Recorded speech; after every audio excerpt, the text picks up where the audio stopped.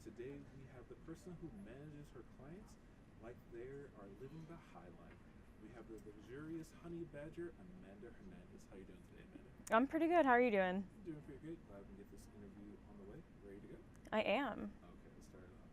So, how was going to and graduating from University of Texas at Arlington prepared you for this role as performance strategist? Well, it propelled me pretty well. A lot of the marketing went hand in hand to what I was actually working at the time. I was in retail management, so doing sales and then learning about sales and management and marketing kind of all mixed, intertwined. So it kind of helped with that. But a lot of the marketing terms and theories is really what kind of I utilize on a day-to-day basis. And I kind of use that mostly during my strategy sessions when honestly I'm kind of explaining things to clients. That's usually what I use as far as engagement. Whenever I kind of get them on the hook as far as interested in their products. So, working with clients is important to you, correct? Yep. Okay, so you were a client service administrator at the luxurious Louis Vuitton, right? Yes. What are some memories from there that you bring into work now? Yeah, for sure. So we definitely had to do a large clientele list, and we also had like a sales goal as well.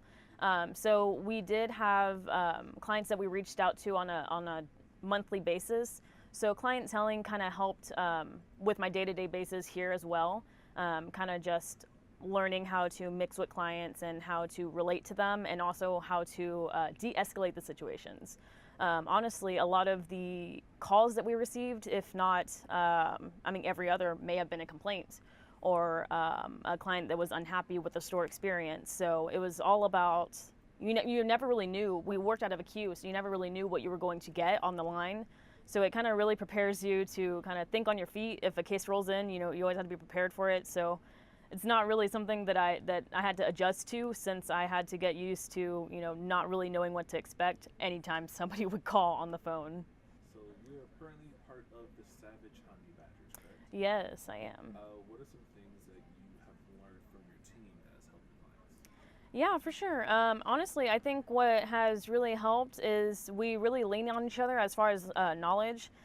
We've been trying to take the SME role a lot more seriously, and anytime that we have questions, we filter them up to that person. Not only so they can know, but so we can kind of all know and be on the same page, because there is a lot of things that we're kind of learning together. But even if we're learning it together, more than likely one of us will remember the answer. Just because there is a lot day to day to remember as well. So working as a team kind of helps us as far as memory and knowledge, and product knowledge is really what we use as far as key when defending our clients or even elaborating to them. Okay. So, you saying the SME roles. What is your SME role currently for your team? Yeah, so right now I'm doing Thrive, so I do the email and campaigns for them. Okay. What are some principles that make up Amanda today as a performance strategist? Yeah, for sure. I think a lot of them has to be determination, integrity, honesty. Mostly what I've learned as far as sales, I've had a lot of success just because of, like I said, product knowledge, knowing your product inside and out, and just really translating that honestly to your client.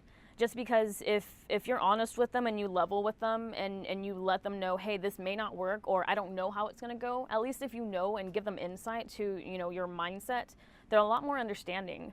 I have tons of clients to where I'll tell them, I don't know how it's going to perform in a couple of months. Let's make these changes and see how it goes. And they're never really upset. They never seem disgruntled. They just know that we're trying something different and that we're going to see how it goes. And they put their trust in you a lot more when you're honest and you have that integrity, and they know that you have their best interest. So just kind of honestly being genuine and relating to them and talking to them like a person, and just showing that you care really makes a difference in the long run. Okay. So, when you're not working with your clients, you're working on yourself through yoga, through meditation. That is correct. Yes, I do a lot of yoga, a lot of meditation. Helps a lot with stress as well. I used to do, whenever I was in school, I was doing full-time school, full-time work, and a management role at that.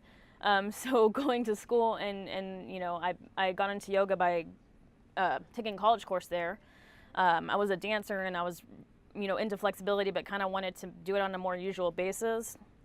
And kind of doing that at yoga at home kind of gave me that flexibility to do it on my own time. And if I wanted to do it in a group or if I wanted to do it by myself, kind of decompress from the day, especially being so stagnant in, our cubicles, not really that much accessibility as far as movement. So try to utilize that throughout my own time. Were there any other reasons why you did yoga and mainly meditation? Yeah, for sure. So, honestly, I kind of do them for two separate purposes. One for the flexibility and just maintenance of, health. But there's also the, psychological and mind aspect of that as well, which is just as important, if not more. Because honestly, sometimes if you're so stressed out or if you have so many things going on at work or at home, your mind's going a million miles per minute that your body can honestly start to break down. So doing that meditation and even just having that silence or even rhythmic breathing whenever you're doing yoga, there's certain different types of breathing that you can do. It really helps you settle your mind and kind of just have nothing going on in that moment. And honestly, kind of just doing that and centering yourself and kind of reflecting back on your day and life in general kind of really centers you and kind of prepares you like a clean slate. It's like a cleansing for your soul. So helps a lot, and you don't realize how beneficial it is and how much it aligns you until after you kind of do it after a while. I know a lot of people struggle with it in the beginning because kind of sitting there it's not very human-like sometimes, but once you push past that, you really start to see a better side of yourself. Taking those lessons from meditation, Mm-hmm. what could a business learn from that, or what are some things that business can learn from meditation that will help them with their digital marketing? Yeah, absolutely. So a lot of my business owners, we call for a strategy session, they're busy or we get a secretary or we have to reschedule. They have all these tasks and different objectives on their mindset. They even give us a whole bunch of different goals whenever we have strategy sessions with them. They're going a million miles per minute. If they were to kind of, take 15 minutes, even like how we have 15-minute breaks in our day, I'd advise to them to take a 15-minute break to themselves, maybe sit, listen to some music, or just even look at a pond, anything of that nature, and just kind of sit there and be quiet, just reflect, just kind of let the thoughts go in and out. You can do a lot by thinking about your campaign and reflecting on it. When you think outside the box and you kind of step back at it, I feel like a lot of the times we're so deep into the system and deep into analytics and deep into our numbers that sometimes if you step back and think about services in a different way or promotions in a different way, we can come up with different Thrive campaigns to send out clients. We can come up with different ways to utilize our services that we currently have. For example, I had a client that has moving services, and I started to notice that he had a whole bunch of different search queries that were college related. I was like, let's think about this, because we had a strategy session, it didn't occur to us. We started to make ads relative to college students, and we're running them now, so he can start to have those when kids are going back to their dorms and everything of that nature. So he was really. You could tell that he had the video chat on so I could see him, but you can tell that he was kind of taken back by that idea because it just had never crossed his mind before. But sometimes, if you don't put so much pressure on yourself and on your mind and you just let it go, who knows what might appear? You don't really know. You don't really think about it until it kind of happens. So working as a performance strategist, you might have touched on this a little bit. You work with a different array of accounts, correct? Oh, yeah, for sure. Can you describe a point in time where you had a difficult account and how you handled it? Yes. Which one should I choose? Yes. So I have an account right now that was it looks like it was pre-existing, but it was set up under the wrong services. It looks like it had been performing like that for maybe a few months. And I did a strategy session with her, and we didn't realize that any of these were issues until we got into the strategy session. And then that's when I realized, hey, the IOC is right, hey, everything's right, and it's set up correctly, but that's not what she wanted. I don't know if it got lost in communication or what the case may be. But, you come into a big situation, if you get hung up on that, the clients just gonna easily follow your lead of getting hung up on this shouldn't have been set up this way, or there's no point in backtracking. It's just moving forward and pushing past that. So I had a strategy session with the client, and I just listened to all her concerns, and then it's honestly just kind of going hand in hand with theory. Repeating back what the client said to you, letting them know that their objectives and their concerns are heard, and then giving them a game plan of what we're going to do about it. So I guess she must have really liked that response, because I actually got my first survey from her. So it was nice to know that even though it may have looked like we were performing well and we weren't getting the leads that she wanted, that she felt like we were going to do something about it and be productive in the future. So I'm actually working with my BA and my sales rep, and they're making actually like a custom pet, because a lot of the stuff was not really relative to her. So it's a good thing, because the more knowledge and the more information, the digger, the farther you deep, the realization that, hey, this may not work for them. Let's find something else that does. Because they're here, they're cooperative, they're letting us know what our concerns are, and even if they are letting us know concerns, at least that's the opportunity for us to have a chance to address those and move forward and keep them as a client. And I'd rather have that.